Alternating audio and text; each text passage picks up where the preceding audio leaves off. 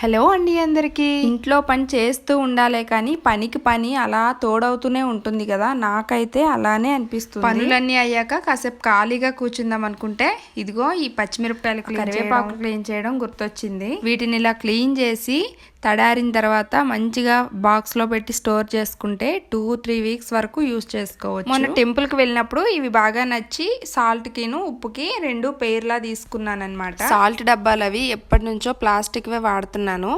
అయితే ఈసారి ఇవి ట్రై చేద్దామని చెప్పేసి తీసుకున్నాను. సెరామిక్ పాట్స్ అయితే ఇప్పుడు మంచి కలర్ఫుల్ గా మంచి కలర్స్ లో డిజైన్స్ లో దొరుకుతున్నాయి కదా. మా చిన్నప్పుడు అయితే 2 కలర్సే, వైట్ అండ్ గోల్డ్ కలర్ అనుకుంటా, వైట్ అండ్ ఎల్లో, ఆ కలర్ కాంబినేషన్ లోనే ఎక్కువగా జాడీలు దొరికాయి. ప్లాస్టిక్ డబ్బాలు వచ్చిందండి, వీటి వాడకం కొంచెం తగ్గిపోయింది. కానీ మళ్ళీ ఈ జాడీలే ఇప్పుడు మళ్ళీ ట్రెండింగ్ గా అవుతున్నాయి అన్నమాట. అందరూ ఎక్కువగా ఇవే ఇప్పుడు తీసుకుంటున్నారు. ఇది ఇవాల్టి మినీ వ్లాగ్. నచ్చిందా లైక్ చేసి కామెంట్ చేయండి. ఛానల్ ని సబ్స్క్రైబ్